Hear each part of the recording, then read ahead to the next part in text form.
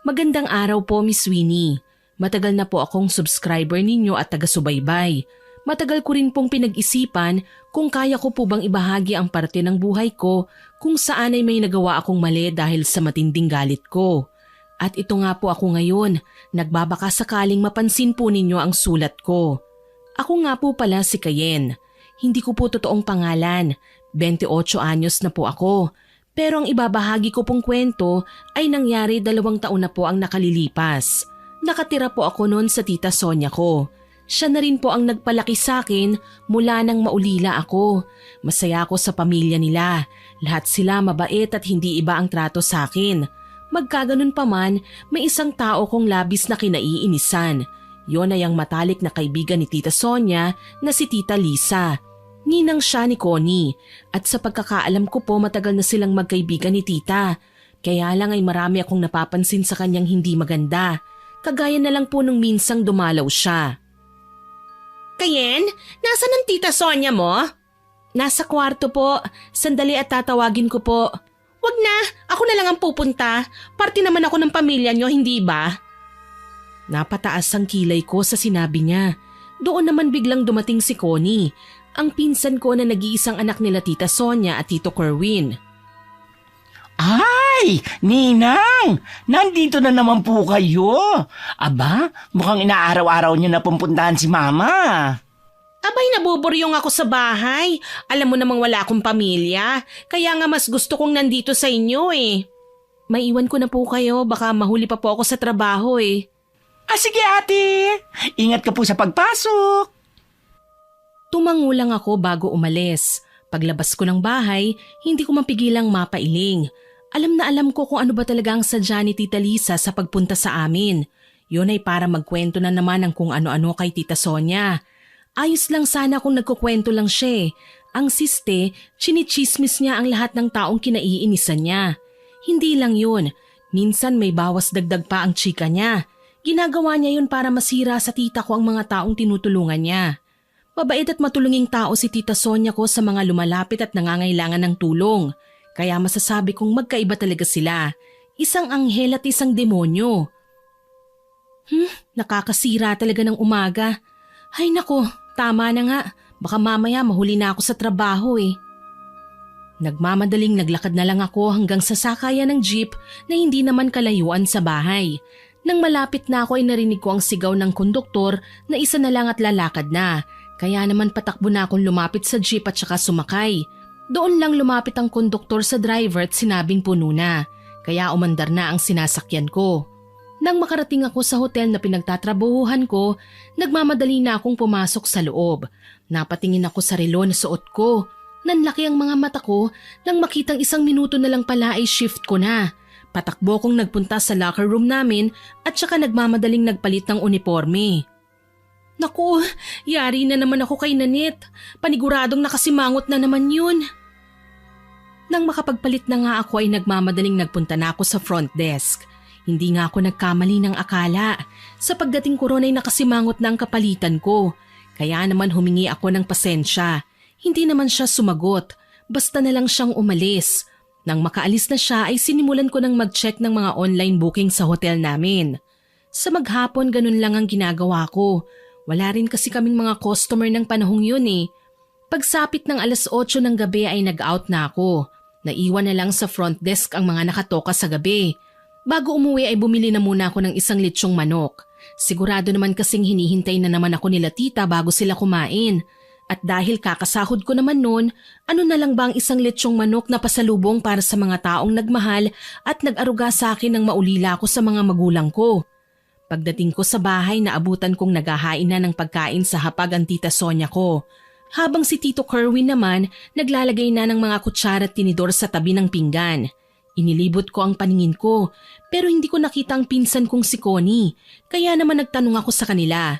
Sabay naman silang napatingin nang magsalita ako. Nasaan po si Connie? Oh, nandito ka na pala, Kayen. Ano naman yung bitbit mo? Ito po. Litsyong manok po. Nakuha ko na po ang sahod ko eh. Dagdag ulam po natin. Naku anak, hindi mo naman kailangan bumili. Kung gusto mo, sana nagsabi ka na lang kay Tito. Sahod mo yan eh. Dapat inilalaan mo para sa future mo. Si Tito Kerwin naman, wala pa nga pong 500 ang binili ko eh. Kaya ayos lang po. Minsan lang naman po ako makapag-share ng pagkain sa inyo. Ang bait talaga ng pamangkin ko. Pero tama ang tito mo. Magkakaroon ka na ng sarili mong pamilya. Kaya maganda makapag-ipon ka. Hayaan nyo na po ako. Hindi na nga po ninyo kinukuha ang share ko sa mga bills eh. Kaya sana po hayaan nyo na lang po akong bumawi sa pagpapalaki at pagpapaaral nyo sa akin. Kaya bukas mag-grocery po tayo. Ay, bet ko yan! Connie, saan ka ba nang galing? Bakit hinahayaan mong sina tita at tito ang nag-aayos ng mesa? Naku, Ate Kayen, bumili po ako ng soft drinks natin eh. Mukhang naglilihi si Mama. Hoy, anong sinasabi mong naglilihi? Expired na ang matres ko. Ang batang ito, oo. Nagtawanan kami sa birong yun ni Connie. Pero si Tita Sonia ay napapailing na lang sa amin. Nilapitan namin siyang dalawa ni Connie at sabay namin siyang niyakap. Aba, ang daya nyo. Sali ako. Ay, halika na po, Pudra! Kayo talaga. Tama na nga. Ang mabuti pa ay kumain na tayo. Lalamig ang pagkain. Akin ang mga dala mo at ililipat ko na sa plato.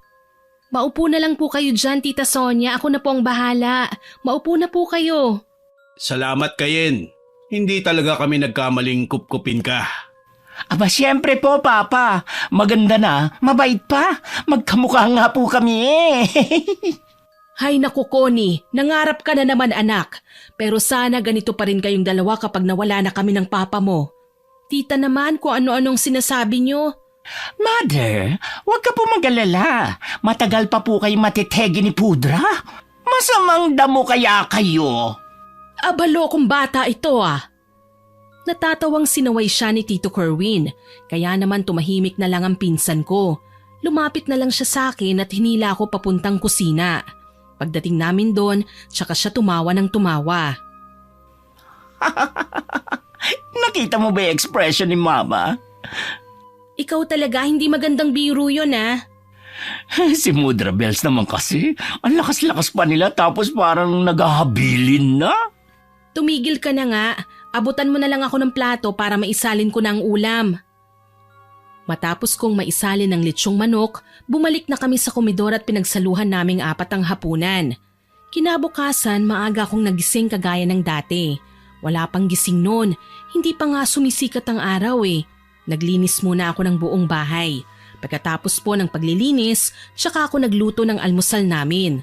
Sinangag, pritong itlog at daing na bangus ang inihanda ko sa almusal. Pagsapit ng 6:00 ay doon lang po nagising ang mga kasama ko sa bahay. Kakain na po sana kami ng almusal noon nang may biglang kumatok. Pinagbuksan naman po ng pinsan ko ang bisita namin. Ilang sandali pa, bumalik na rin po sa komedor si Connie. Pero hindi na po siya nag-iisa. Kasama niya po si Tita Lisa. Wala sa loob na napairap na lang ako sa hangin. Good morning! Nagdala ako ng paksiw. Paborito mo ito, kumare. Inasiman ko to. Naku, salamat, kumare. Halika, saluhan mo muna kami sa almusal. Ay, hindi ko tatanggihan yan. Connie, kuhanan mo ng plato ang ninang mo. Tumalima naman ang pinsan ko. Habang ako po ay nagsasandok ng pagkain ko. Hindi ko po talaga gusto ang presensya ni Tita Lisa. Hindi po ako komportable sa mga paraan niya ng pagsasalita at pagtingin. Nang matapos na po kaming mag-almusal, niyaya ko ng mag-grocery si Connie. Kahit pa nga po alam kong 8:00 pa nagbubukas ang supermarket. Gustong-gusto ko na talagang umalis sa bahay dahil nandoon si Tita Lisa. Grocery? Ang aga pa po, Ate Kayen. Sarado pa po yun. Basta mag-ayos ka na at umalis na tayo. Naku, parang alam ko na po kung bakit. Dahil po kay Ninang Lisa, no? Noon pa man po, hindi man na po talaga siya feel. Hay nako, bitter siya sa buhay at panay lang siya chismis at kung ano-ano pang sinasabi. Ay naku, mag-aayos na nga ako. Baka mamaya mabaling mo pa sa akin yung inis mo kay Ninang. Nang pumasok na sa kwarto niya si Connie ay nag-ayos na rin ako. Nagpalit lang ako ng isang plain na t-shirt at isang maong na jeans. Nang parehas na kaming nakabihis ni Connie ay umalis na kami. Wala pang 8:00 ay nasa harapan na kami ng supermarket. Kaya naman niyaya ko munang bumili ng milk tea si Connie. Doon na rin po kami nagpalipas ng oras. Nang sumapit na po ang tamang oras, bumalik na kami sa supermarket. Namili na kami ng stock namin sa bahay. Dahil nalalapit na ang kaarawan ni Connie, ay 3 kartang pinuno namin. Nang matapos kaming mamili ay umuwi na rin po kami. Pagdating sa bahay, hindi na namin naabutan doon si Tita Sonia at Tita Lisa. Mukhang namalengke sila Mudra Bells, ate. Abay, pahinga ka na po muna. Ako na ang bahalang mag-ayos ng mga pinamili natin. Madami yan, sigurado ka ba? Pwede naman tulungan muna kita bago ako magpahinga. Ay, hindi na ate. Yakang-yaka ko na to. Sisiw. Sige na nga, iidlip muna ako ha. Okay ate, sleep tight. Ako na ang bahala sa lahat. Pahinga ka muna, ate kong maganda. Lumipas pa ang mga araw at sumapit na ang kaarawan ng pinsan kong si Connie. Simpleng handaan lang ang dinaos namin. Nagluto ako ng 2 kilong spaghetti. Nag-order lang din ako ng cake sa bakery malapit sa amin. Habang si Tita Sonia naman nagluto ng Shanghai, igado at kanin. Ilang kaibigan lang ang inimbitahan ni Connie. Pero nakagawian na sa amin na kapag may okasyon nagbibigay sa mga kapitbahay. May mga pumupunta rin naman na hindi imbitado. Pinapakain na lang din namin. Nang matapos na ang party sa bahay, naglikpit na ako ng mga ginamit. Hinugasan ko na rin ang mga hugasin. Maagang nagpahinga sina Tito at Tita. Tanging si Connie na lang ang kasama ko ng sandaling yon. Hala! Bakit naguhugas ka dyan, ate? Dapat, nagpapahinga ka na. Pwede naman bukas yan eh. Ayoko nang ipagpabukas pa to, napagod na sina Tita Sonia at Tito Kerwin. Tsaka malas mag-iwan ng kalat sa lababo. Hay! Ako na ang bahala sa mga kaldero at kawali. Pinagtulungan naming hugasan ng mga hugasin. Kaya mas mabilis kaming natapos. 3:00 na rin ang makapagpahinga kaming dalawa. Kinabukasan ng umaga, nagising ako nang marinig ko ang masayang hiyaw ni Tita Sonia. Naririnig ko rin ang boses ni Tita Lisa. Napakunot ang noo ko. Nagtataka ako kung ano bang pinag-uusapan nila. Kaya tumayo ako at binuksan ang pinto ng kwarto ko. Naabutan kong masayang nag-uusap ang magkumare. Sinabi ko naman sa'yo maganda kung magnegosyo ka na lang kesa tumambay lang sa bahay. Makakaipon ka pa. Magagamit niyo yun pag nag-retire na ang asawa mo. Kaya nga matagal ko na sanang sinubukan. Mabuti na lang at nasabi mo na sa akin ang supplier na to. Grabe ang laki ng naitawad natin. Panalo ito, lalo na't mahilig ang mga kapitbahay natin sa mga murang bilihin. Kailangan na lang nating mag-down payment para ma-reserve na ang orders. Tapos bukas meet up na lang natin. Oo, online banking na lang. Pagkarinig ko nun tsaka ako sumingit sa usapan nila. Naglakad ako papalapit habang tinatanong si Tita Sonia. Tita Sonia, ano po ang paggagamitan niyo ng online bank? Anong order po ba yan? Ay, naisip ko kasi na magnegosyo na lang habang nandito lang ako sa bahay. Para naman may iba akong ginagawa. Kaya nag-order kami ng mga murang gamit online. Tapos ibebenta ko dyan sa harap natin. Ano pong mga gamit po? Tsaka magkano po? Sari-sari, may mga gamit sa bahay, may mga laruan, ganon. At saka alam mo ba na nakatawad kami ng malaki? Magkano nga po? 25,000 dapat, pero nakatawad kami hanggang 15. Ang mahal naman po yata. Baka naman po scam yan. Isa pa parang imposible na halos kalahati na po ang tawad sa original price. Hay nako, wala ka talagang alam. Sulit na yon. 5,000 item yon. Bulk order kaya pumayag sa tawad namin. Bakit naman ang dami po? Dapat sumubok po muna kayo kahit 50 o 100 items lang. Hindi naman po kayo sigurado kung maibebenta natin lahat. Huwag ka nga makialam. Wala ka namang alam sa mga ganito. Ang sa akin lang po, mas mabuti nang maging wais kaysa maloko. Sinend ko na yung bayad. Hindi naman siguro tayo lolokohin ng kausap namin. Chinek naman naming mabuti ang mga review bago kami nag-order. Huwag ka nang kumontra, Kayen. Wala ka rin namang magagawa Tsaka ayaw mo ba na may pinagkakakitaan ng tita mo? Hindi na ako umimik. Napapailing na lang ako. Iniwan ko na lang din sila. Alam ko naman na kahit na anong sabihin ko, makukumbinsi pa rin ni Tita Lisa ang Tita Sonia ko. Nagtungo na lang ako sa kusina at nagkape. Habang nagtitimpla ko ng kape, dumating naman si Connie. Nag-iinat pa siya at saka lumapit sa akin. Magandang umaga, ate. Kumusta ang tulog mo? Good morning. Gusto mo ng kape? Ay, bakit kulang sa energy? Hagardos pa po? Naku ha, mukhang kulang ka sa tulog. Hay nako, ayokong pag-usapan. Parang alam ko na kung bakit. Si Ninang Lisa ba? Ayokong pag-usapan sabi eh. Ang mabuti pa maglabas ka na lang ng tira nating spaghetti kagabi. Iinit na lang natin para may almusal. Hindi na umimik si Connie sa sinabi ko. Tumayo na lang siya at sinunod ang utos ko. Nang mainit na niya ang spaghetti, pinagsaluhan na lang naming dalawa yon. Kumakain na kami nang maalala ko si Tito Kerwin. Si Tito Kerwin pala, dati gising na siya ng ganitong oras eh. Nakalimutan mo na ba ang sinabi ni Papa kagabi? Ano bang sinasabi mo? Hala? Ikaw ba o ako nakainom kagabi? Hayaan mo na nga. Ang sabi ni Papa, maaga siyang aalis dahil marami siyang trabaho. Ganun ba? Sige, pagkatapos natin kumain, ikaw na munang bahala sa hugasin ha. Maaga rin akong papasok ngayon eh. Okay, Ate Kayen. Matapos naming kumain, bumalik na ako sa kwarto ko at kinuha mga gamit panligo. Nang makaligo na ako ay nagmamadali na akong mag-ayos. Ayoko nang magtagal sa bahay. Nadadagdagan lang kasi ang inis na nararamdaman ko kay Tita Lisa. Matapos akong magbihis ay pumasok na ako. Nang matapos na ang shift ko, dumiretso na ulit ako ng bahay. Pero ang dating tahimik na dinadatnan ko ay iba na. Sigawan ang naririnig ko mula sa bahay. Kaya naman nagmamadali akong pumasok sa loob. Pagpasok ko, inabutan kong yakap ni Connie si Tito Kerwin. Habang si Tita Sonia naman, umiiyak na nakaupo sa mahaba naming sofa.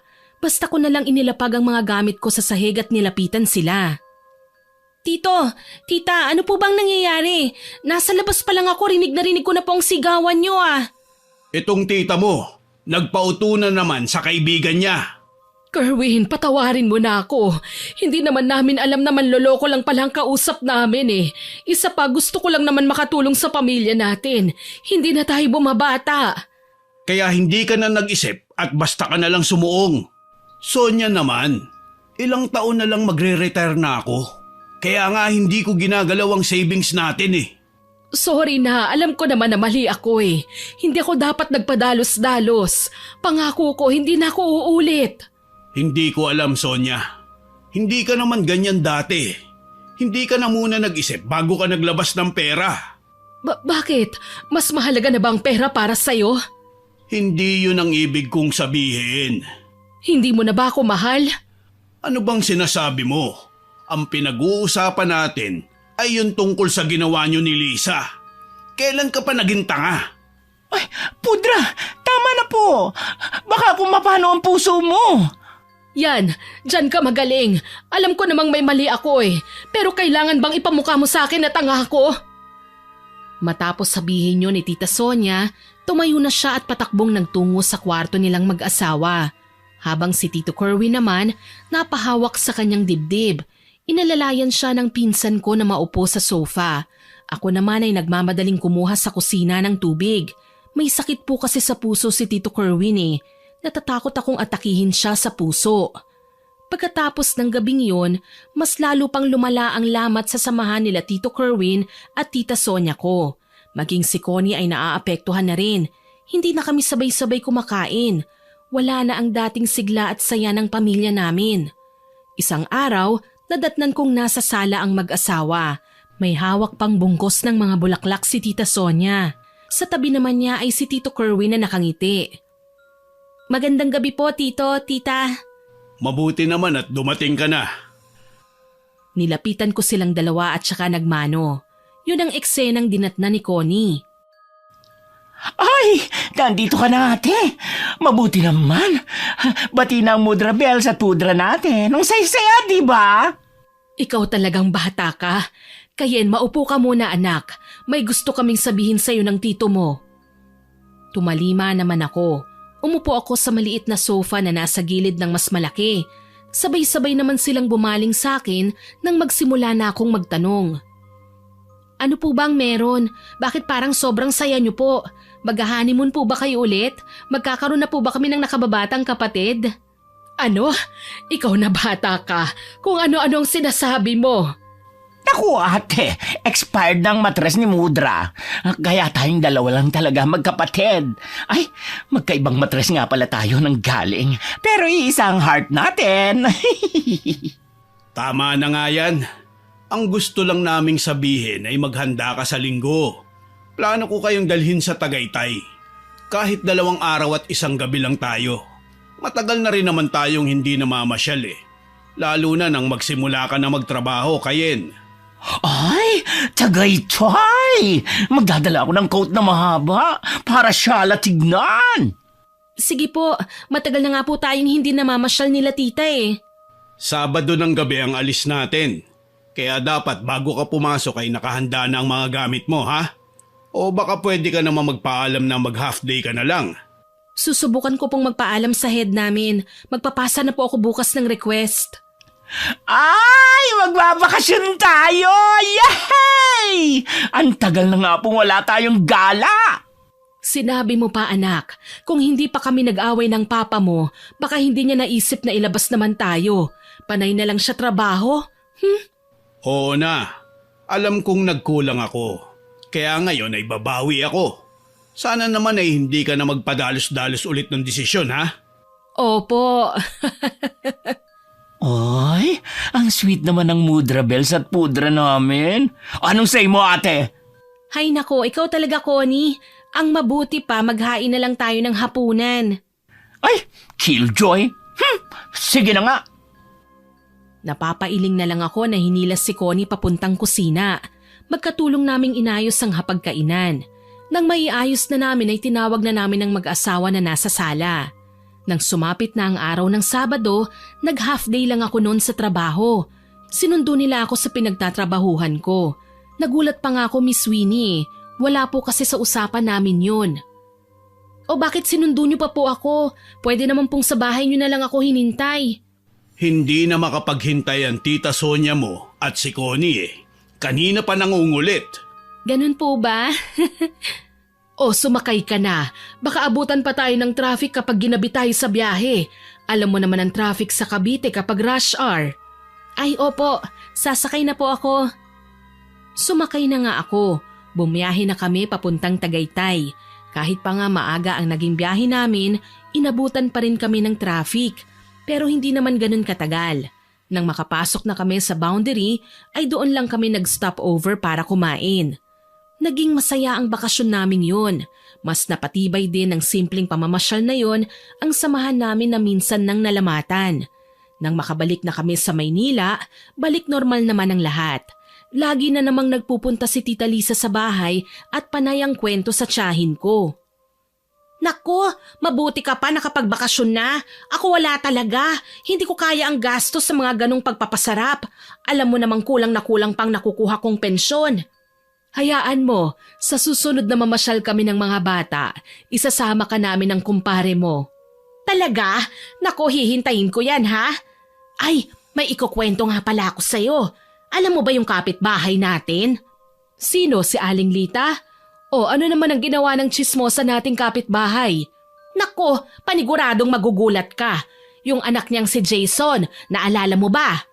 Di ba yun yung anak niya na nasa abroad? Tama, pero hindi lang pala trabahong inaatupag doon. Nako, kumabit pa sa matandang mayaman. Kaya pala marami siyang pinapadalang pera at laging nagpapapackage. Kabit pala siya noon. Ay, talaga ba? Kaedad lang ni Kayen yun, hindi ba? Nanligaw pa nga sa kanya yun dati. Mabuti na lang pala hindi niya sinagot.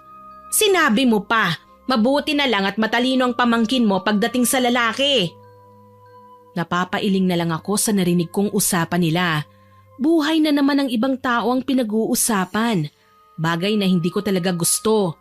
Lalabas na sana ako ng bahay nang marinig ko ang iba pang sinabi ni Tita Lisa sa Tita Sonia ko. Kaya ikaw, bantayan mo yung asawa mo ha? May itsura si kumpare. May maganda rin siyang trabaho. Naku, baka marami ang umaaligid na higad sa kanya sa trabaho niya. Hindi naman gagawin sa akin ni Kerwin ang bagay na yon. Kilala ko ang asawa ko. Alam ko rin na mahal niya ako. Sa tingin mo ba tatanggi pa ang manok kung palay nang lumalapit sa kanya? Ang akin lang naman, Sonia, bantayan mo ang asawa mo. Mas mabuti ng maagap, lalo na sa panahon ngayon, ang babata ng mga nagiging kabit. Hindi naman siguro magloloko ang asawa ko, pero tama ang sinabi mo. Mas mabuti nang mapangalagaan ko ang pamilya namin para walang makapasok na anay. Nang mga sandaling yon, gustong-gusto kong isigaw na si Tita Lisa ang anay sa pamilya namin. Hindi ko lang ginawa dahil ayokong maging bastos eh. Pero sa totoo lang po, talagang hindi ko gusto ang ugali niya. Kung hindi tsismis ang dala niya, gulo naman sa utak ni Tita Sonia. Kaya naman mas binilisan ko na lang ang lakad ko at lumabas na ng bahay. Lumipas pa ang mga araw. Masaya naman ang pamilya namin at wala namang nagaganap na gulo. Pero yun lang pala ang akala ko. Isang gabi, hindi ako makatulog kaya naman naisipan ko munang magtimpla ng kape at tumambay sa labas. Pero paglabas ko pa lang ng kwarto, narinig ko na ang usapan nila Tito Kerwin at Tita Sonia na nasa loob ng silid nila.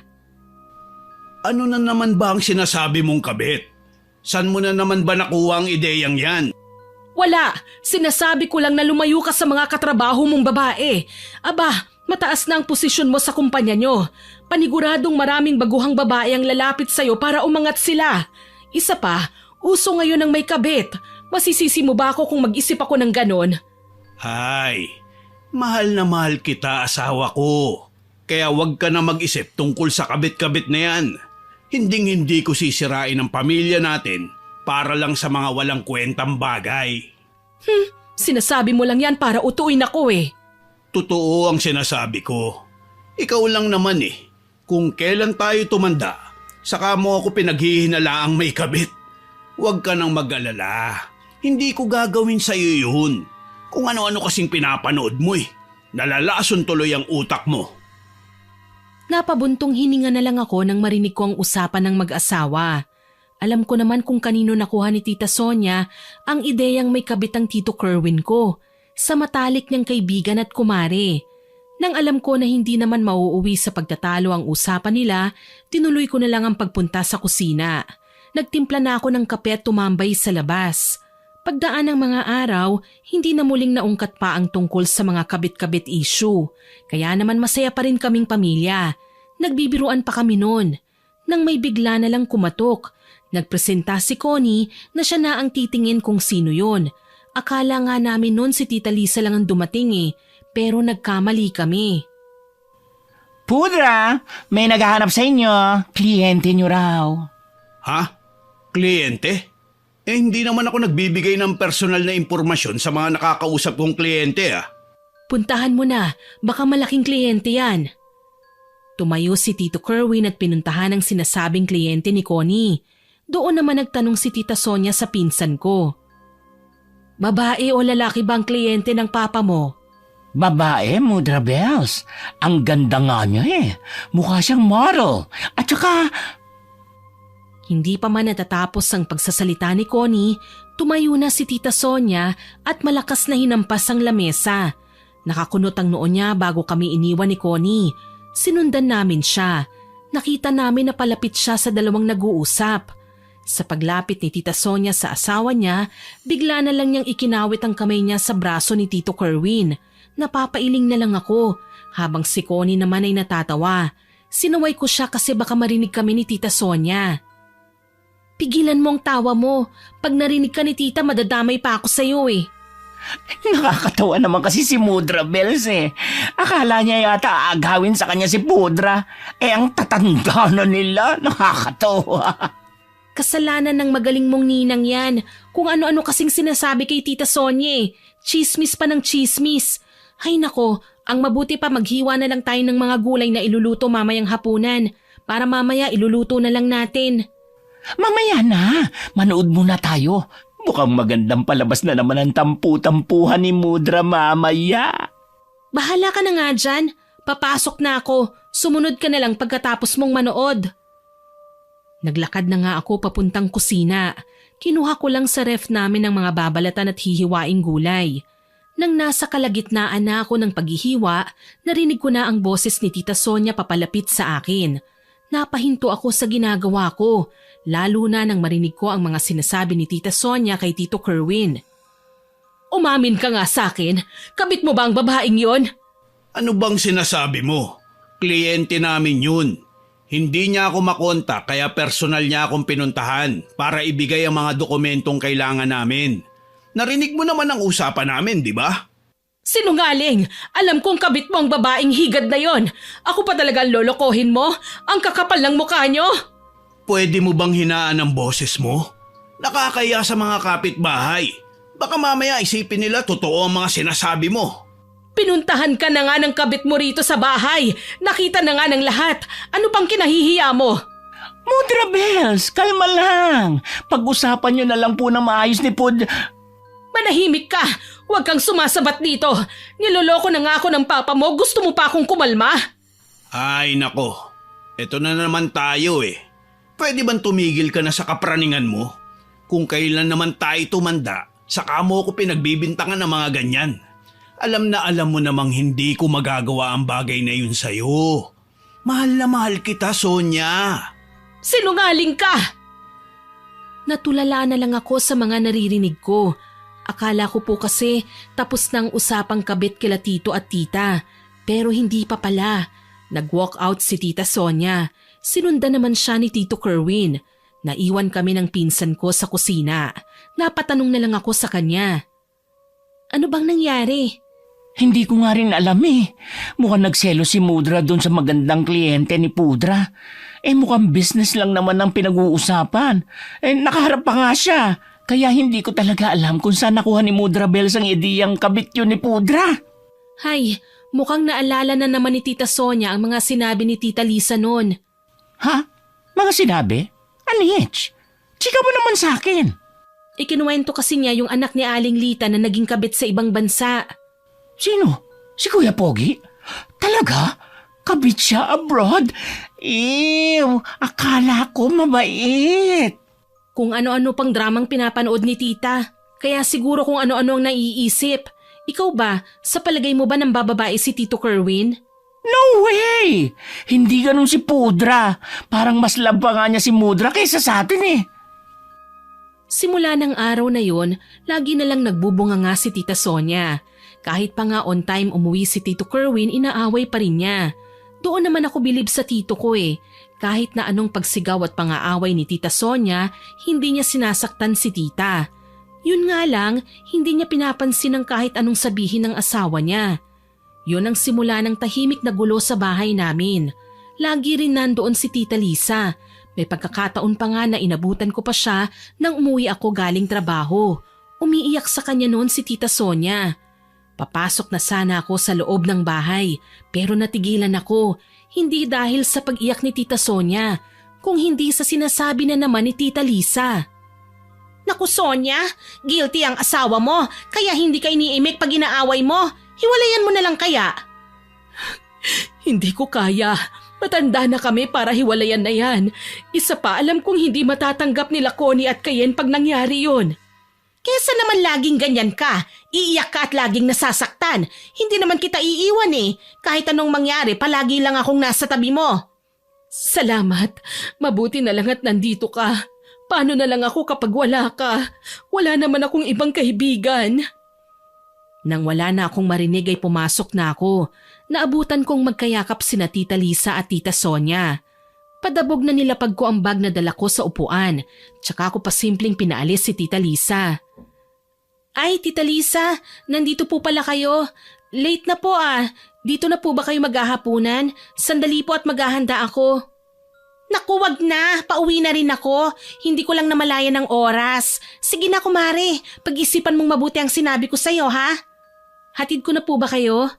Hindi, kaya ko naman. Bantayan mo na lang ang Tita Sonia mo, ha?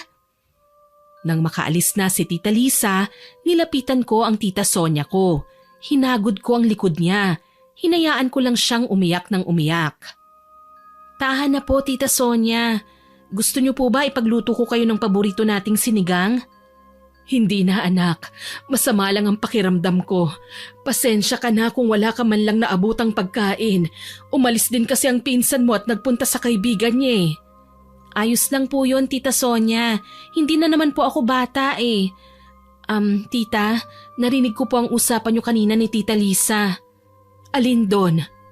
Yung tungkol po sa hiwalayan. Tita, naniniwala po ako na hindi kayo magagawang lokohin ni Tito Kerwin. Kaya sana po maayos niyong problema. Alam ko po na wala akong karapatan na manghimasok. Pero mahalaga po kayo sa akin. Ang pamilyang ito ang naging sandalan ko nang mawala po ang mga magulang ko. At kung ako po ang tatanungin, mas masaya kung hanggang dulo ay buo pa rin po tayo. Hindi umimik si Tita Sonia. Niyakap niya lang ako ng mahigpit. Hindi ko alam kung gaano katagal yun. Basta ang natatandaan ko po, dumating na lang ang pinsan kong si Connie. Hello world! Hello everybody! Ano na naman ang drama mo? Ay, anyari? Bakit may pa-teary eye si Mudra? Wala, ang mabuti pa samahan mo ko sa kusina at magluto na tayo ng hapunan. Wait na ate! May uwi akong kaldereta. Pinabibigay ng parents ni Mitch. Oh, may ulam na pala tayo. Tara sa kusina at magsaing tayong dalawa. Okay, diyan ka na muna, Mudra Bells. Watch ka lang ng mga teleserye ha. Mamaya kakain na tayo. Nagpahid ng luha sa mata si Tita Sonia. Napangiti naman ako pero hindi ko rin alam kung bakit. Nang nasa kusina na kami, tinanong ako ni Connie kung ano bang nangyari bago siya umalis. Ano ba nangyari ate? Bakit mukhang dramang-drama kayo ng Mudra Bells? Wala, ang mabuti pa isalang mo na tong sinaing. Nahugasan ko na yan at natubigan. Ikwento mo na po. Promise, wala akong ibang pagsasabihan. Ang magaling mong ninang, dinedemonyo na naman ang utak ni Tita Sonia. Ay nako. Anong ibig mo sabing di na demonyo? May iba na naman bang sinusulsul na negosyo si Ninang? Hindi, sinusulsulan niyang makipaghiwalay na kay Tito Kerwin si Tita. Nakakaloka hindi ba? Naiinggit yata yun sa buong pamilya eh. Masyadong bitter sa pagiging matandang dalaga. Ano? Sinabi ni Ninang yon? Grabe naman siya. Parang hindi siya friendship ni Mudra Bells. Naku, magagalit na talaga ako ng tuluyan sa kanya kapag naghiwalay ang magulang natin.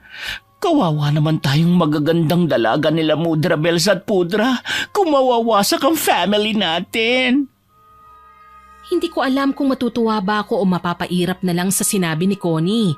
Pero kahit naman pamangkin lang ako, magagalit din ako kung maghiwalay ang mag-asawa dahil sa sulsol at bulong ng demonyong si Lisa. Wala yata siyang magawa sa buhay kaya kami sinisira eh. Sa paglipas ng mga araw, mas lalong lumalaki ang pagitan sa mag-asawa. Ginawa na namin ang lahat ni Connie para lang mapagbati sila. Pero kahit na anong gawin namin, nagpapatigasan silang dalawa. Hiwalay na rin sila ng kwartong tinutulugan. Dahil doon mas lalo pa akong nainis kay Tita Lisa. Hindi rin kasi siya humihinto ng pagsulsol kay Tita Sonia ko eh. Kagaya na lang ng minsang mag-overtime si Tito Kerwin. Naku, kunwari overtime. Pero baka nakikipagkita na sa motel yang si Kerwin. Alam na alam ko ng ganyang galawan. Kaya wag kang pakampante. Mukhang tama ang hinala nating may kabit yang asawa mo. Hindi ko na alam ang iisipin ko. Hindi na niya ako sinusuyo ngayon. Mas nasasaktan ako sa tuwing aawayin ko siya na hindi man lang siya umiimik. Tinatalikuran pa nga niya ako kahit hindi pa ako tapos magsalita. Kasi nga may kabit. Malamang wala ng atensyon yun sa'yo. Baka bata ang kabit niya, sariwa at makinis pa. Ganyan ang mga lalaki. Nawawalan sila ng gana sa mga asawa nila kasi ang gusto na nila yung mga higad na malalanding kabit. Pangit na ba ako dahil matanda na ako? Kulubot na ba ang balat ko at... Hindi na ako nakatiis sa mga naririnig. Kaya naman tumayo na ako at saka kinontra sila at sumabat sa usapan. Nasa tabi ko naman si Connie. Parang gusto na rin niyang tapalan ng basahan ng bibig ni Tita Lisa. Wala naman kasing magandang salita ang lumalabas mula roon eh. Tita Lisa, mawalang galang na po. Pero sobra naman po yata ang paninira niyo kay Tito Kerwin. Wala naman pong basehan ng mga sinasabi niyo eh. Isa pa po, wala kayong ebidensya na may babae nga ang tito ko. Kaya pakiusap lang po, itikom niyo na po ang bibig niyo. Aba, concern lang ako sa kaibigan ko, sa tita mo. Halata rin naman sa mga kinikilos ng magaling na lalaking yon na may kabit siya. Masama na bang magsabi ng totoo ngayon? Ninang, hindi mo naman po nakita si Pudra na may kabet. Bakit mo po sinasabi ang mga salitang yan na parang siguradong sigurado ka? Halatang halata naman talaga. Pinagtatanggol mo pang papa mo? Tumigil na nga po kayo sa paninira kay Tito Kerwin. Hindi po nakakatulong yon para magkaayos sila ni Tita Sonia. Mga anak, bakit naman ganyan kayo magsalita sa Tita Lisa nyo? Pinapayuhan lang naman niya ako eh. Hindi ka po niya pinapayuhan. Sinisiraan po niya si Tito Kerwin. Alam kong masakit para sa inyo ang nangyayari sa amin ng tito mo. Pero paano kung totoo palang may babae siya? Nararamdaman ko kasi yun eh. Hindi na siya katulad ng dati. Ay naku, Mudra Bells. Kahit sino naman maririndi na sa kabubunganga at palaging pag-aaway mo kay Pudra. At saka ayaw lang po sigurong palakihin ni Papa ang away nyo. Kaya umiwas na lang siya. Umiyak si Tita Sonia sa sinabi ni Connie. Kaagad naman siyang niyakap ni Tita Lisa. Naiinis na nag-walkout na lang ako. Alam ko na kahit anong sabihin namin, hindi rin naman kami pakikinggan ni Tita Sonia. Sinundan naman ako ni Connie. Nang makarating kami ng kwarto ko, naiinis na ibinagsak ko sa kama ang katawan ko. Umupo naman sa tabi ko si Connie. Grabe, talagang sinisiraan pala ni Ninang Lisa si Pudra. Galit na galit, akala mo talaga siya ang asawa. Sa totoo lang, hindi ko na alam ang sasabihin kay Tita Sonia para magising siya sa katotohanang naninira lang si Tita Lisa. Naku, malabo. Parang magkadugtong na ang bituka ng mga yun eh. Kung may magagawa nga lang ako, aalugin ko talaga ang utak ng Mudra Bells ko. Kung kailan tumanda at saka naman naging uto-uto, nakakalurky. Sa sinabi ni Connie sa akin, may bigla akong naisip. Naalala ko noon na kaya ako hindi napunta sa poder ng pamilya ni Papa ko ay dahil napapabalitang may lahi silang mangkukulam. Kaya naman nakapagdesisyon akong kontakin sila. Ilang araw pa ang lumipas. Sinubukan kong hanapin ang pamilya ng Papa ko. Gamit ang social media, una kong hinanap ang mga kapatid ni Papa na sa pagkakaalam ko ay nakatira sa Antique. Pero kahit anong hanap ko, wala talaga. Ang isang linggo ay umabot pa ng 1 buwan. Patuloy lang ako sa paghahanap ng iba ko pang kamag-anak. Mas magulo na rin ang bahay. Minsan hindi na rin umuuwi si Tito Kerwin sa amin. Kaya naman mas lalo pang naghinala ang tita ko. Lagi na rin silang lumalabas ni Tita Lisa. Hindi namin alam kung saan ba nagpupunta. Basta tuwing uuwi siya, diretsyo na siya sa kwarto nila. Akala ko po ako lang ang nakapansin, pero maging si Connie po ay nakakahalata na rin. Ate, ano na ba nangyayari sa pamilya natin? Hindi na umuwi si Pudra. Tapos si Mudra Bells naman, lagi ring wala. May pag-asa pa po kayang magkaayos sila. Hindi ko rin alam. Ang labo na ng pamilya natin. Ikaw naman, lagi nakatutok ang mga mata sa cellphone. Guguho na bang Earth? Ang OA mo may mga hinahanap lang ako. Magkakapirahan ba yan? Hindi, pero makakatulong to para magkaayos sina tito at tita. Ay, go! Napapailing na lang ako sa pinsan ko bago ko ibinalik ang mga mata ko sa cellphone. Lumipas pa ang mga linggo, nawawalan na ako ng pag-asang mahanap na sila. Pero isang mensahe ang natanggap ko mula sa isang kapatid ni Papa. Sinabi niya sa akin ang numerong tatawagan ko para makontak sina lolo at lola na nasa probinsya. Sinabi rin niya na hanggat maaari, huwag akong magpupunta ron kahit anong sabihin nila lola. Hindi ko man maintindihan kung bakit, sinagot ko na lang ang mensahe niya ng opo. Matapos ang pagpapadala ko ng mensahe sa kapatid ni Papa, kaagad kong tinawagan ang numerong binigay niya. Nakakatatlong ring pa lang ay may sumagot na. Kinakabahan pa akong bumati nung una. Hello po? Si Kayen po ito. Anak po ako ni na Clarissa at Senon. Nailayo ko ng konti ang cellphone ko sa tenga sa lakas ng sigaw ng nasa kabilang linya. Bakas ang saya sa tono ng boses niya nang magsalita siya at tinawag akong apo. Marami siyang sinabi sa akin na hindi ko maintindihan dahil sa bilis ng pagsasalita niya. Panay lang ako po at opo. Matagal-tagal na rin ang usapan namin nang magkaroon ako ng lakas ng loob na sabihin ang pakay ko. Lola, may gusto po sana akong sabihin sa inyo eh. Alam ko po na matagal nyo na akong hindi nakikita, pero kailangan ko po ng tulong nyo eh. Alam ko po na nababalita noon na may lahi po tayong mangkukulam. Gusto ko po sanang matuto kahit isang dasal lang po. Hindi kagad nakasagot ang kausap ko sa kabilang linya. Kaya naman tinignan ko kung konektado pa ba ang tawag. Nang makumpirma ko na ongoing pa rin yun, mahina akong nag-hello. Tumikhim ang lola ko. Tinanong niya ako kung saan ko ba gagamitin ang pangkukulam. Tinapat ko naman po siya at sinabi sa kanya ang sitwasyon namin. Hindi naman ako nahirapang kumbinsihin ng lola ko.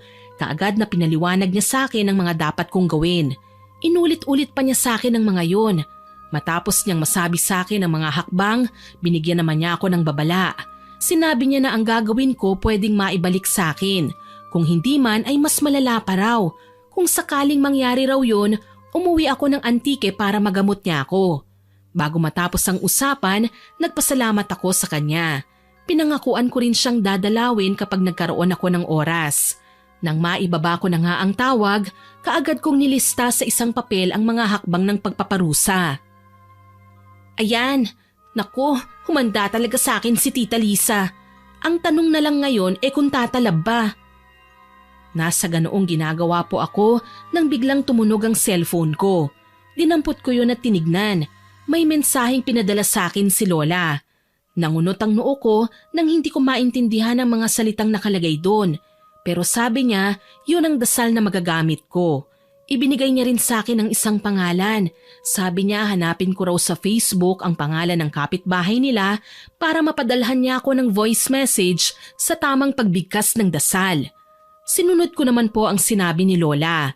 Mabilis kong hinanap sa Facebook ang pangalan na binigay niya sa akin. Madali ko lang naman nahanap yun dahil wala naman siyang kapangalan. Kaagad ko siyang pinadalhan ng mensahe. Pagkatapos nun, ibinaba ko na muna ang cellphone ko dahil narinig ko na ang malakas na sigaw ni Connie. Ate Kayen! Nasaan ka, ate? Nandito ako sa kwarto. Ano bang sinisigaw mo? Ate, narinig ko sila Mudra Bells sa Tita Lisa. Oh, bakit ka nag-iiyak dyan? Iiwan na tayo ni Mudra Bells. Kanina ko pa tinatawagan si Mudra, pero hindi siya sumasagot. Pauwi na rito sila Mudra Bells para kunin yung mga gamit niya, ate. Ayoko masira ang pamilya natin. Sigurado ka ba sa sinasabi mo? Mahal tayo ni Tita Sonia. Paanong... Mukhang nalaso na talaga ni Tita Lisa ang utak ng mama mo. Huwag kang mag-alala. Tatawagan ko si Tito Kerwin. Baka nasa meeting lang yon kaya hindi nakakasagot. Kinuha ko ang cellphone ko at dinayal ang numero ni Tito Kerwin. Kagaya ng sinabi ni Connie, hindi nga sumagot si Tito. Pero nagpadala naman siya ng mensahe na nasa meeting siya. Mabilis ko naman siyang nireplyan at sinabi ang mga narinig ni Connie. Ilang minuto lang ang lumipas, narinig na namin ang boses nila Tita Lisa at Tita Sonia. Mababakas po ang pagmamadali nila. Lumabas kami ng kwarto ni Connie. Inabutan naming nakabukas na ang kwarto nila Tito Kerwin at Tita Sonia. Nanlaki pa ang mga mata ko nang makitang nag-eempake na si Tita Sonia, habang ang pinsan kong si Connie nilapitan ng kanyang ina. Mudra Bells, saan ka pupunta? Iiwan mo ba kami? Huwag niyo namang gawin to. Ito ang tama, anak. Hindi ko na kaya ang pangbabaliwala sa akin ng papa mo. Tama! Ano naman ang gagawin ng mama mo rito? Maghihintay na bumait ang papa mong babaero? Ninang, bakit ba gustong-gusto niyong siraan ang pamilya namin? Aba, totoo lang ang sinasabi ko ha. Hindi ko kailanman sinisira ang pamilya nyo. Dahil kung talagang gusto ko, matagal ko nang inilayo ang nanay mo. Pasensya ka na anak, pero kailangan kong gawin ito. Sobrang sakit na Nababaliw na ako. Mukhang hanggang dito na lang kami ng papa mo. Tita, naririnig niyo po bang sinasabi niyo? Nakalimutan niyo na po bang sinabi niyo noon sa amin na si Tito Kerwin ang pinakamabait at pinakamaalagang asawa? Tapos dahil lang hindi kayo nag-uusap susuko na lang po ninyo ang ilang dekada niyong relasyon? Hindi po kayo dapat nakikinig sa bulong ng demonyo. Aba, bastos kang bata ka ha. Ano bang tingin mo sa akin? Demonyo? Pwes, mas mabuti pang ang ilayo ko na ngayon ng kaibigan ko sa inyo. Yun ang eksenang nadatna ni Tito Kerwin. Humihingal pa nga po siya nang dumating. Dumiretso siya kay Tita Sonia. Sonia, ano na naman ba to? Maghiwalay na tayo, Kerwin. Anong hiwalay? Sonia, ang tanda na natin para sa ganyang bagay. Yun nga ang gusto ng kumari ko, kaya wag mo na kaming pigilan. Manahimik ka nga. Lagi ka na lang nakikialam Ang mabuti pa, umalis ka na. Hindi siya aalis. Tumigil ka na. Nababaliw ka na talaga. Umalis ka na, Lisa. Problema naming mag-asawa to, kaya huwag kang makialam. Napataas ang kilay ko nang makita kong inirapan lang ni Tita Lisa si Tito Kerwin. Kaya naman nilapitan ko siya at hinila palabas ng bahay. Alam kong nagtaka sila sa ikinilos ko dahil pinalaki naman nila akong magalang at may respeto sa nakatatanda. Pero hindi ko na po kasi kaya ang ginagawa ni Tita Lisa eh. Nang maisara ko na ang pinto ng bahay, walang humpay na nagsisisigaw si Tita Lisa. Sinabayan pa niya yun ng malalakas na katok. Babalik na sana ako sa loob kung nasaan ang pamilya ko. Pero bumungad sa akin si Connie. Nagulat pa nga po ako eh. Ay kabayo! Connie naman! Bakit ka ba nang gugulat? Ate naman! Sinundan lang kita dahil nag-aalala ko na makalimutan mong matanda na si Ninang. Baka bigla mong birahin. Nasabihan pa tuloy akong kabayo. Hindi naman ako ganun pinalaki ni Tito at Tita, no? Kamusta na pala sila? Nag-uusap na ba sila ng maayos? Opo, kaya iniwan ko na muna sila. Sana naman magkaayos na sila. Naluloka na ako eh. Sana nga, dahil kung hindi, baka may magawa ako sa ninang mo. Kinabukasan, nagising ako sa malakas na sigaw ni Connie. Nag-aalala at natatarantang bumangon ako at lumabas para tignan kung ano ang nangyayari. Naabutan kong umiiyak si Connie habang may binabasa. Nilapitan ko siya at kinuha sa kamay niya ang papel. Kunot ang noo kong binasa ang sulat. Nanikip ang dibdib ko nang mabasa ang nilalaman nun. Isa yung sulat ng pamamaalam. Iniwan na kami ni Tita Sonia. Ayon sa sulat niya, lalayo na muna siya para mag-isip. Ate, umalis na si Mudra. Alam na ba ni Tito Kerwin? Oo, umalis din siya. Sabi niya susundan niya si Mudra Bells. Ano ba naman yan? Kung kailan naman sila tumanda, saka naman nagkaganyan si Mudra. Kasalanan ng magaling mong ninang ang lahat eh. Nakakainis. Nang araw na yon, hindi kami huminto ni Connie sa kasusubok tawagan si Tita Sonia. Pero mukhang nakablock na kami sa kanya. Pinuntahan ko na rin ang bahay ni Tita Lisa, pero wala naman silang dalawa ron. Nang sumapit na ang gabi, ay nagpasya kong gawin ang sinabi ng lola ko. Kumuha ko ng kandila. Kumuha rin ako ng papel at ballpen na gagamitin ko para maisulat ang pangalan ni Tita Lisa. Naghanda rin ako ng durog at pinong uling. Nang maihanda ko na ang lahat ng kailangan ko, sinindihan ko na ang kandila. Pagkatapos ay pinatay ko na ang ilaw, tsaka ako bumalik sa harap ng kandila. Umupo ako sa sahig. Kinuha ko ang papel at ballpen. Isusulat ko lang ang pangalan mo rito. Ang sabi ni Lola, dapat kong isipin kung ano ba ang gusto kong iparanas sa'yo. Ano kaya? Alam ko na. Pahahabain ko na lang ang dila mo. Total, panay lang naman chismis at sulsol lang alam mong sabihin. Tama, yun nga. Yun nga ang inisip ko habang sinusulat ang pangalan ni Tita Lisa. Nang matapos ko nang maisulat ang pangalan niya, inilapag ko yon sa harapan ng kandila at saka binudburan ng abo ng uling. Tsaka ko inusal ang dasal na kailangan kong bigkasin ng 13 beses. Hindi ko alam kung gaano katagal ko ginawa yun. Pero nang matapos na ako, doon ko lang napansin na umuulan na pala ng malakas sa labas. Kaya naman tinapos ko na ang pagriritual para maparusahan na si Tita Lisa. Nang matapos na ako sa ginagawa ko, nagpahinga na ako at natulog ng may ngiti sa labi. Kinabukasan, naalimpungatan ako nang marinig ko ang boses ni Tita Sonia.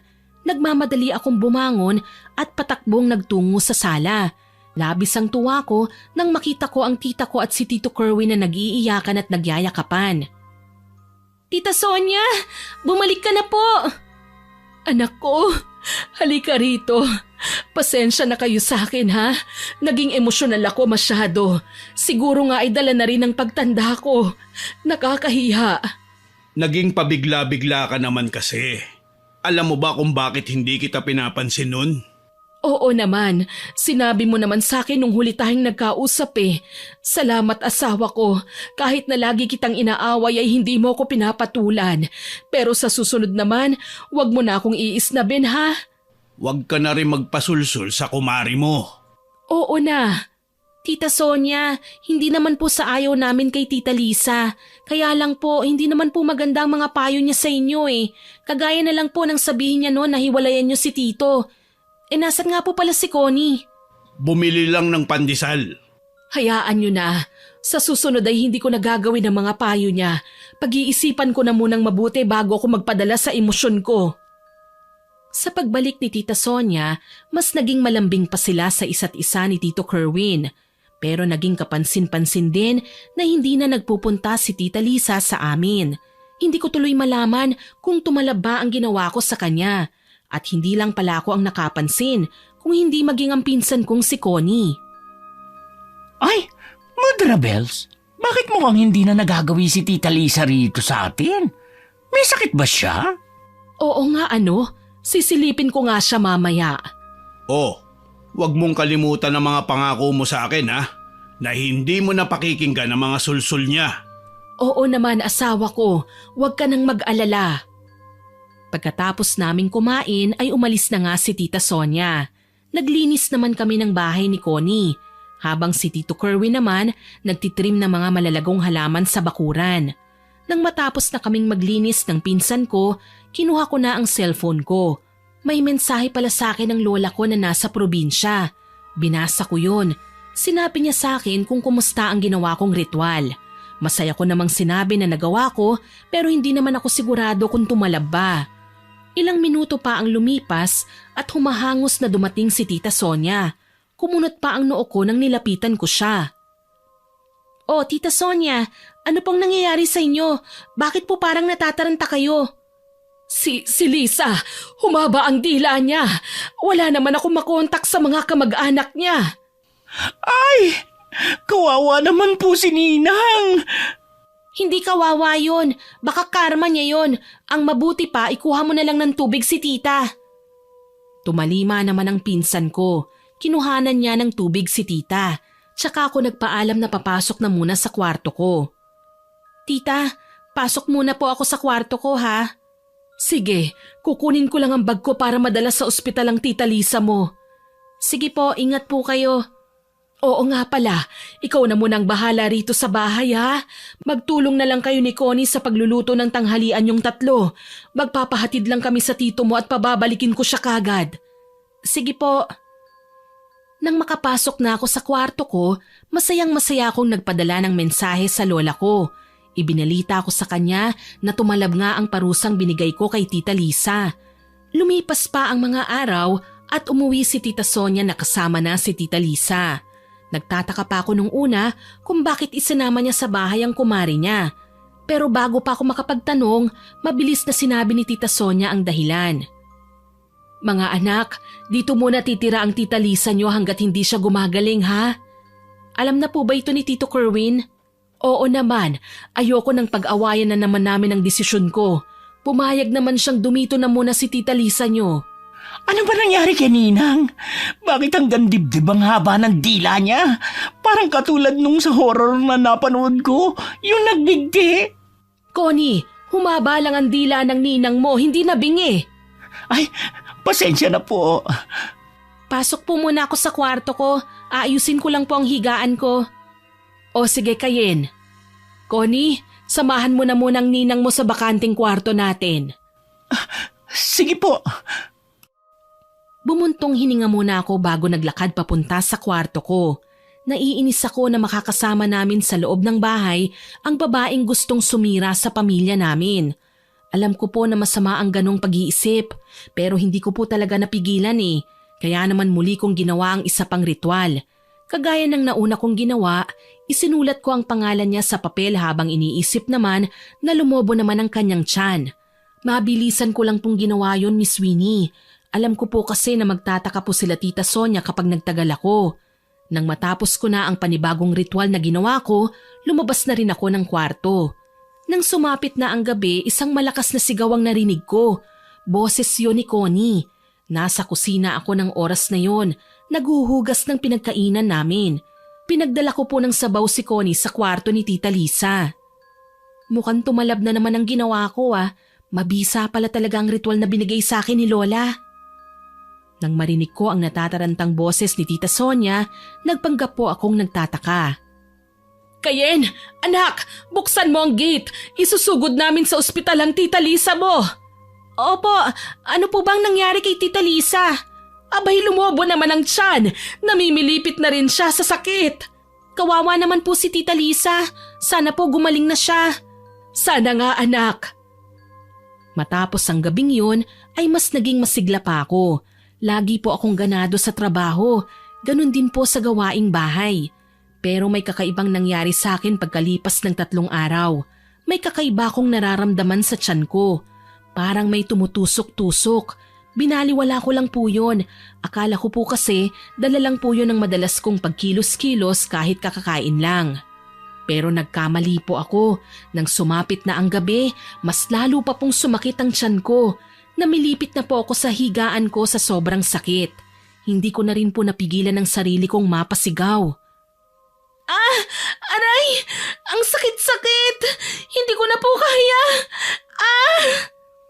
Nakita ko pong pumasok ang pinsan kong si Connie. Baka sa mukha niya ang pagtataka at takot. Ate Kayen, ano nangyayari sa'yo? Ang sakit-sakit ng tiyan ko! Dalhin mo ako sa ospital! Ano ba kasi ang kinain mo? Ha? Ano ba yan? Kung kailan gumaling si Ninang Lisa, saka ka naman nagkakaganyan. Anong sabi mo? Gumaling na si Tita Lisa? Paano? Ay naku, mamaya ako nasasabihin sa'yo. Ang mabuti pa, dalhin na muna kita sa ospital. Hindi na ako kumontra pa dahil sobrang sakit na talaga ng tiyan ko. Hindi ko na nga kayang tumayo eh. Mabuti na lang talaga kahit bakla ang pinsan ko, malakas naman siya. Walang kahirap-hirap akong binuhat ni Connie. Halos itakbo niya ako palabas ng bahay namin. Nang nasa ospital na nga kami, may itinurok sa akin. Nagwawala na po kasi ko dahil sa sobrang sakit ng tiyan ko eh. Matapos po yun, bigla na lang akong nahilo hanggang sa nakatulog na po ako. Hindi ko po alam kung gaano ko katagal na wala ng malay. Basta pagdilat ko po ng mga mata ko, nakita ko sa isang sulok si Tita Sonia at Tito Kerwin na seryosong nag-uusap. Narinig ko pa po na binanggit nila ang pangalan ko. Sinubukan ko pong umupo, kaso lang wala akong lakas eh.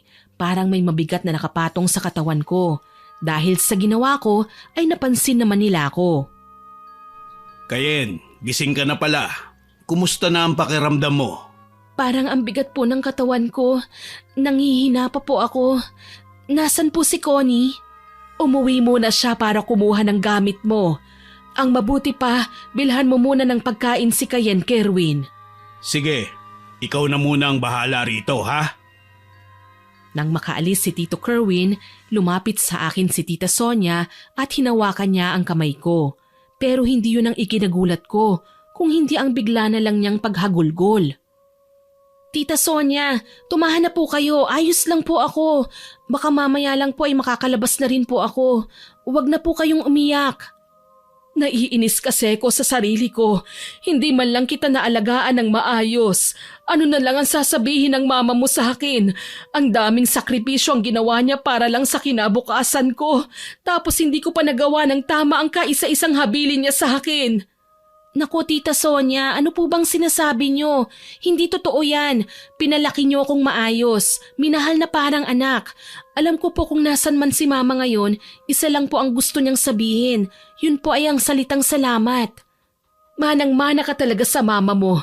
Alam na alam niyo kung paano pagagaanin ng loob ko. Pagkatapos ng pag-uusap namin ni Tita Sonia, bigla na lang dumating si Tita Lisa. Galit na galit siya ng oras na yun. Napataas lang ang kilay ko. Naalala ko pa nga po na tinanong siya ni Tita Sonia kung ano ang ginagawa niya roon. Oh, kumare, anong masamang hangin ang nagdala sa'yo rito? Dinadalaw mo ba ang pamangkin ko? Nandito ako para kalbuhin yung maldita mong pamangkin. Kaya pala hindi ako magamot-gamot no ng doktor ay dahil sa kanya. Ha? Ano bang sinasabi mo? Hindi magagawa yun ni Kayen. Gumising ka, Sonia. Hindi mo ba nakikita na isang malupit na demonyita ang babae na yan? Mabuti na nga lang at nadala mo ko noon sa albularyo. Paano na lang kung hindi? Baka nasa ilalim na ako ng lupa ngayon. Ano po bang sinasabi nyo? Wala naman po akong ginagawang masama sa inyo ah. Bakit po bang init ng mga mata nyo sa akin? Nagmamaang-maangan ka pa? Bumalik ako sa albularyo dahil gusto kong malaman kung sino ang nagpahaba ng dila ko at nagbigay sa akin ng sakit. At alam niyo ba kung anong sinabi ng albularyo? Isang dalagang galit na galit sa akin. Sinabi pa niya na konektado sa kasama ko nung nagpagamot ako. Sino na lang ba ang dalaga sa pamilya niyo? Ikaw lang, Kayen. Ano? Pero ang sabi ng albularyo nung dinala kita sa kanya, nakulam ka. Gumaganti raw sa'yo ang gumawa nun. Paano ang pamangkin ko ang tinutukoy niyang salarin? Bakit hindi mo sabihin, Kayen? Bakit nga ba galit na galit ka sa akin? Kasalanan niyo naman eh. Kung hindi niyo lang po sana sinulsulan ng tita Sonia ko noon, hindi magkakalamat ang samahan ng pamilya namin noon. Isa pa ang OA niyo po. Kung iba siguro ang gumawa sa inyo noon, baka mas malala pa. Kayen? Bakit? Nagkulang ba ako? Hindi ba kita nagabayan ng tama?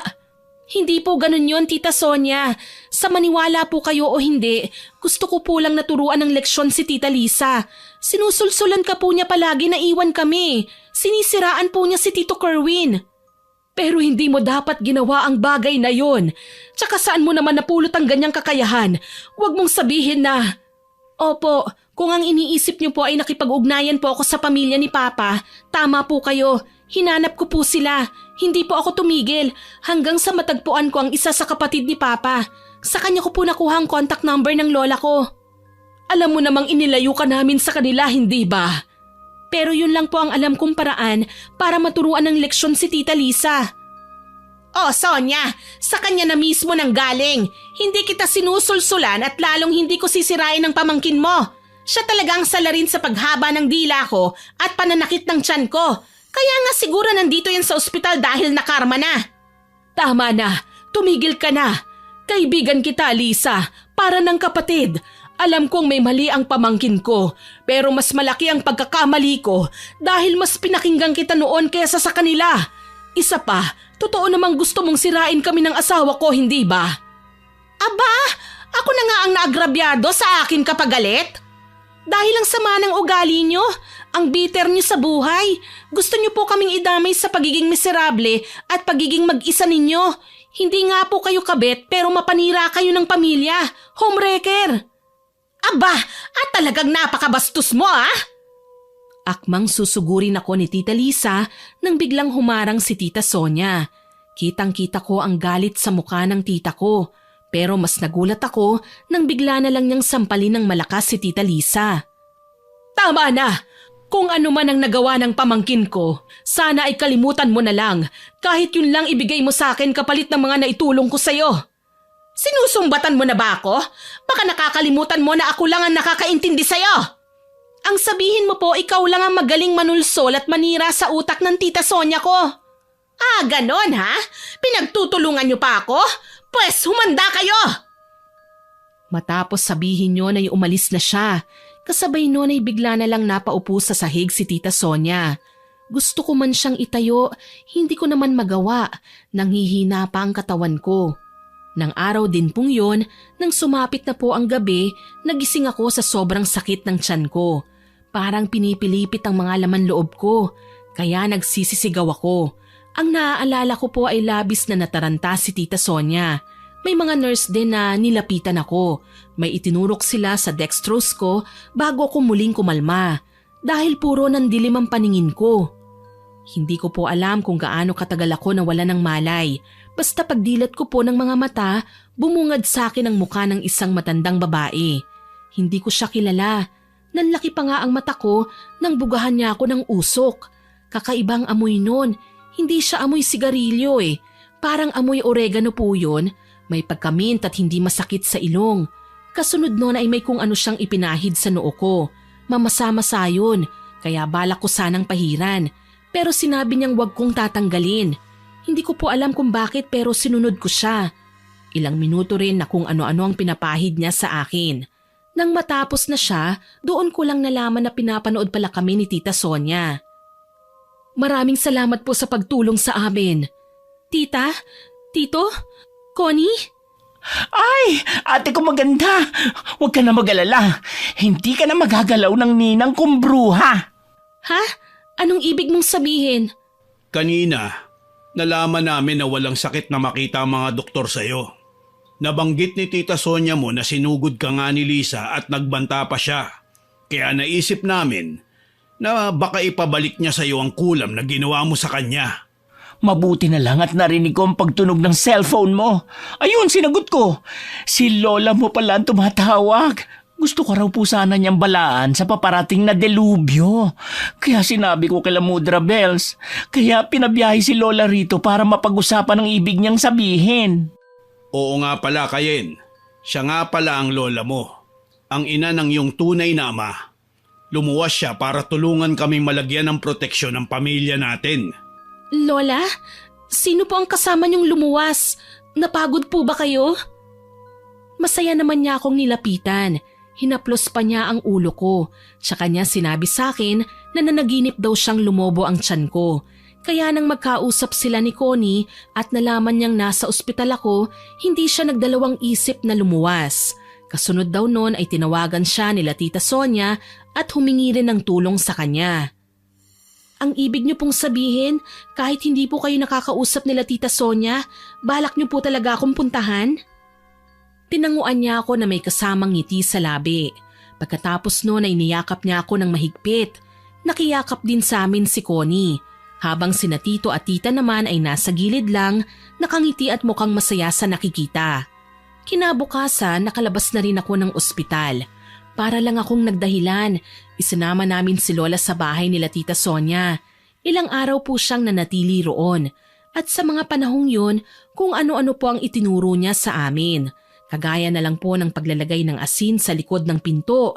Pati po sa mga kwarto namin ay may nakasabit sa harap ng pinto ng nakasupot na asin. Parang pangontra rin pala sa aswang ang pangontra sa mga negative na tao, no? Siguro. Ay, oo nga pala, Ate Kayen. Di ba kinulam mo si Ninang Lisa? Paano na lang kung pati ikaw hindi na rin makapasok dito sa bahay dahil sa mga pangontra natin? Baliw, kahit naman masama ang ginawa ko, hindi naman ako nagpapapasok ng negative rito sa bahay. Isa pa, hindi ko planong ulitin yon. We, baka mamaya mapikong ka kapag kinukulit kita. Mabuti kung gagawin mo akong tunay na babae, Carrie Bells ko yon. Paano kung papangitin mo ko, ha? Ew! Panay ka talaga kalokohan. May iba ako, kumusta na ang ninang mo? Ay, hindi ko pala naikwento sa'yo.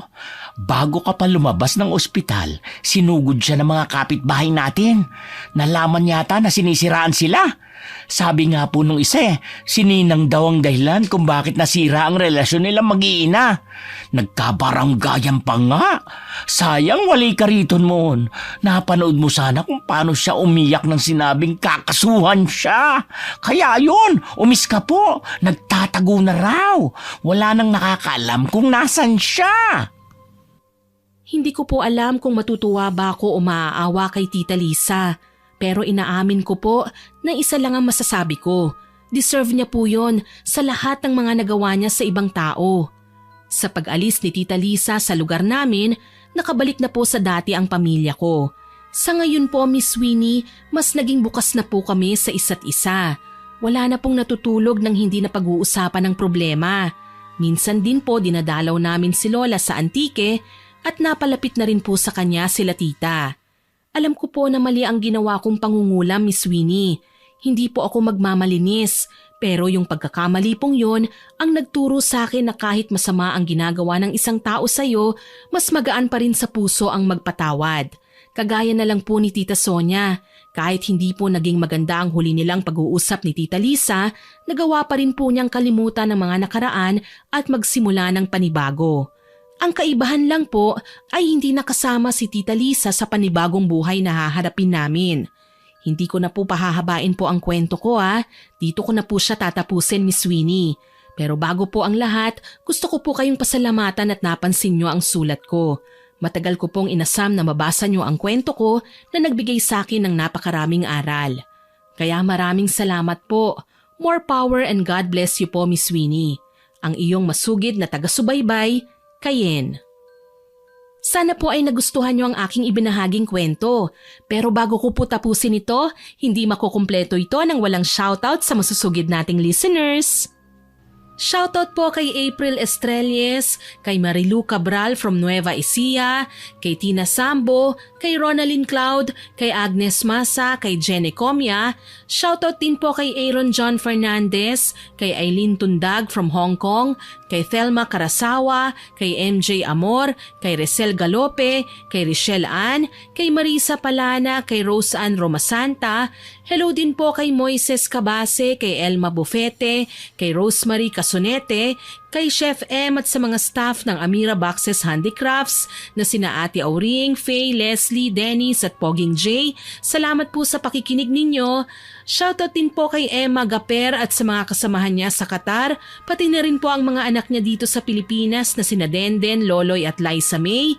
Hello din po kay Carl Gabriel Fernandez from Davao City, kay Ma'am Lisa Takada, kay Ma'am Arlene Castro Ramos, kay Raymond Diao, kay Hana Maylin Sesgundo, kay Mary Joy Sabaresa at Sanoda at Sabaresa family.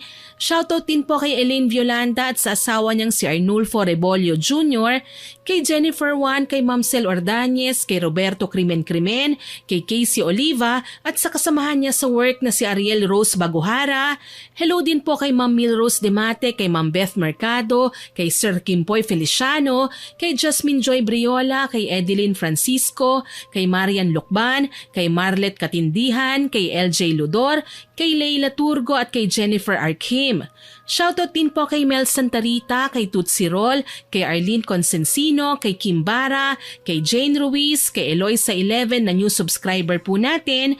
Salamat po sa pagsusubscribe Ma'am Eloisa, kay Ales Naroda, kay Albert Chance Vlog from Negros Occidental, kay Gem Shop at Sulit Anik-Anik, kay Wenelisa Colite, kay Kyle Cruz at kay Ma'am Imelda Pascua from Kuwait. Maraming salamat po sa lahat ng nakinig at nagkomento. Abangan nyo pa rin po sana ang mga susunod nating upload ha, at huwag pong kalilimutang mag-subscribe, like, share and comment sa kwento natin. Para po mabilis nyong makita kung may bago tayong upload, pindutin nyo lang po ang notification bell para mabilis nyo itong makikita. Aasahan ko pa rin po ang inyong suporta ha, para ma-reach po natin ang 100k subscribers. Muli, ako po si Miss Winnie na nagpapasalamat sa inyong walang sawang pakikinig.